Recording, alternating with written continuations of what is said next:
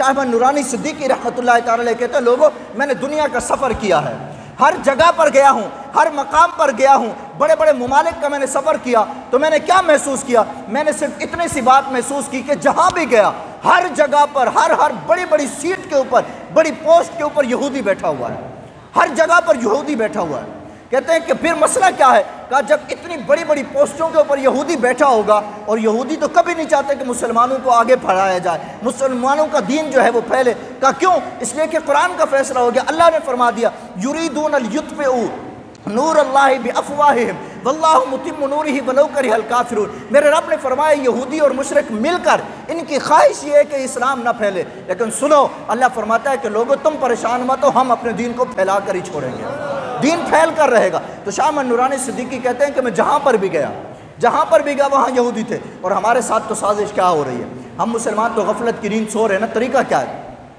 بہاولپور ریاست جو نوابوں کی ریاست گزری ہے، ہمارے ملک پاکستان کی بات کر رہا ہوں، نوابزادہ نصر اللہ خان جن کا نام بھی سنا ہوگا، ان کے آباء و اجداد کے اندر ایک نواب تھے جو بہاولپور ریاست کے جو ہے بڑے سربراہ تھے۔ اس وقت چونکہ ریاستوں کا جو ہے وہ دستور ہوا کرتا، ان کا کہنا یہ ہے کہ جب میں ایک یورپ کنٹری کے اندر گیا اور میرا چونکہ سرکاری دورہ تھا تو مجھے سیر کروائی گئی، اور مجھے کہا گیا کہ ہم آپ کو ایک ایسی جگہ کی سیر کرواتے ہیں جسے دیکھ کر آپ ششدر رہ جائیں گے، حیران رہ جائیں گے۔ کہا ٹھیک ہے مجھے سیر کروائی جائے۔ کہتے مجھے گاڑی پر بٹھا کر لے گئے، ایک جنگل کو ہم نے کراس کیا، ایک ایسی جگہ پر پہنچے کہ جہاں پر ہر جگہ سنسان ہی تھی، لیکن ایک خوبصورت جو ہے وہ منزل بنی تھی، خوبصورت عمارت بنی تھی۔ کہتے مجھے اس کے اندر لے کر گئے تو میں حیران ہو گیا کہ یہ تو کافروں کا ملک ہے، یہودیوں کا ملک ہے، کرسچنوں کا ملک ہے۔ یہاں پر میں نے دیکھا تو لوگ قرآن و حدیث پڑھ رہے ہیں، قرآن و حدیث پڑھ رہے ہیں، کسی کے منہ پر داڑھی ہے تو کوئی بچہ ہے، کوئی قرآن پڑھ رہا ہے، کوئی عربی کتابیں پڑھ رہا ہے، کوئی بخاری پڑھ رہا ہے، کوئی مسلم پڑھ رہا ہے، کوئی سیاستہ کی کتابیں پڑھنے میں مشغول ہے۔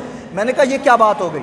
تم تو غیر مسلم ہو، تمہارا یہ کام تو نہیں ہے کہ تم قرآن و حدیث پڑھو، قرآن و حدیث پڑھنا تو ہم مسلمانوں کا کام ہے، یہ تمہارے لیے تو نہیں بنی۔ تو اس نے کہا جو نواب صاحب ہے، کہا نواب صاحب بات یہ نہیں ہے، یہ ہم کوئی تمہارے دین کو پھیلانے کے لیے نہیں پڑھ رہے، یہ تو ہم تمہارے ساتھ سازش کرنے کے لیے پڑھ رہے ہیں۔ کیا کر رہے ہیں؟ یہ تو ہم سازش کرنے کے لیے پڑھ رہے ہیں، ہم صرف اس لیے پڑھ رہے ہیں ہم جان سکیں کہ تمہارے دین میں ہے کیا، اور پھر ہم اس کا الٹ تمہارے سامنے بیان کریں گے۔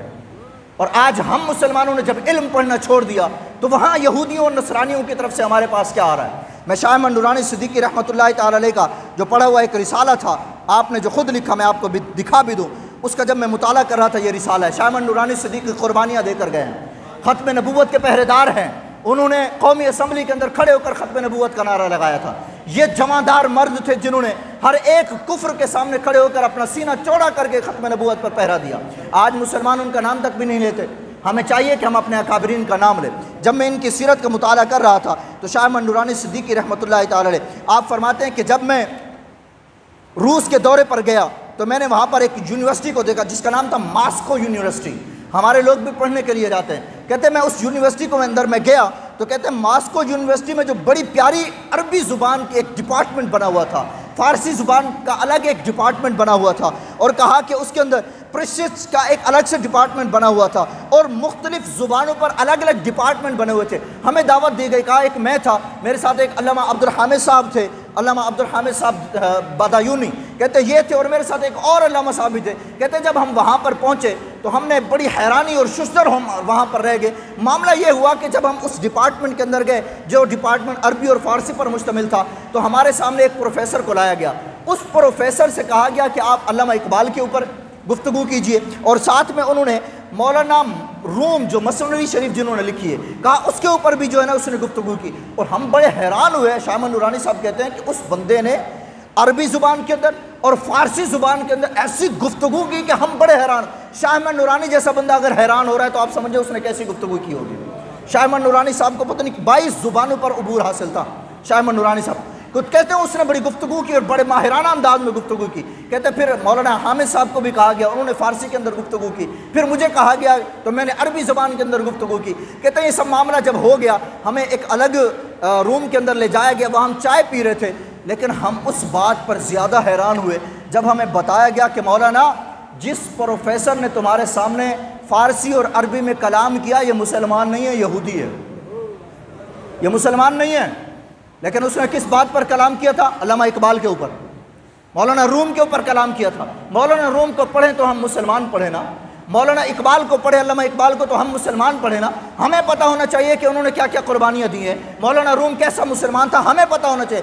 شاہ احمد نورانی صدیقی رحمۃ اللہ تعالی کہتے ہیں میں نے پوچھا اچھا یہ بتاؤ یہ یہاں کا کوئی اسٹوڈنٹ ہے، یہ یہاں کا کوئی پروفیسر ہے؟ کہا ہاں یہ ساتھ میں پروفیسر بھی ہے اور عربی فارسی ڈپارٹمنٹ کا ہیڈ بھی ہے۔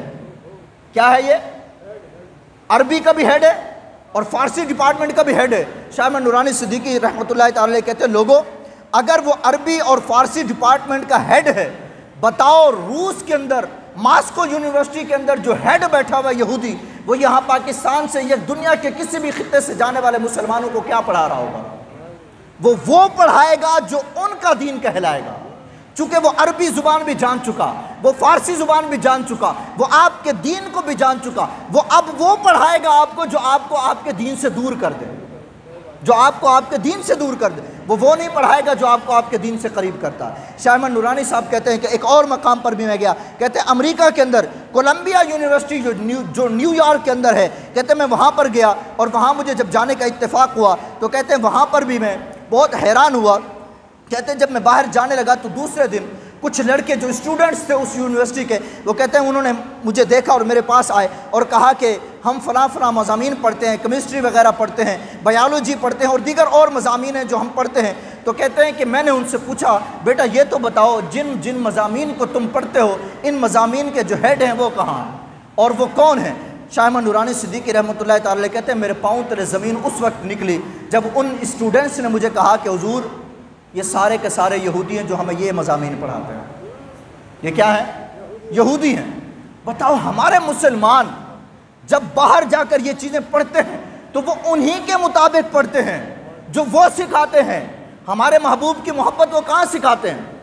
یہودیوں کا کیا کہنا ہے؟ بس وہ کہتے ہیں کہ نبی آئے تھے بس چلے گئے۔ وہ ہمارے اندر سے دین محمدی کو، محبت محمدی کو نکال دینا چاہتے ہیں، محبت قرآن کو نکال دینا چاہتے ہیں۔ اور ہمارا مسلمان کیا سمجھتا ہے؟ ہم ترقی کر رہے ہیں جی ہم امریکہ کی کولمبیا یونیورسٹی کے اندر پڑھنے گئے، ماسکو یونیورسٹی کے اندر پڑھنے کے لیے گئے۔ اللہ کے بندے جن کے پاس پڑھنے جا رہے ہیں وہ دیندار تھوڑی ہیں۔ آپ نے تقریباً 2 سے 4 سال پہلے اگر یہ خبر پڑھی ہو، ڈیرہ غازی خان ہمارے پاکستان کا ملک ہے، 22 سال تک ایک بندہ امام رہا، 22 سال کے بعد پتہ چلا وہ تو یہودی ہے، داڑھی والا تھا، امامت کراتا رہا۔ یہ لوگ ہمارے درمیان اس طرح پھیلے ہوئے ہیں، ہمارے دین کو اس طرح لوٹ رہے ہیں۔ یاد رکھو دین تو خیر کبھی ختم ہونے والا نہیں۔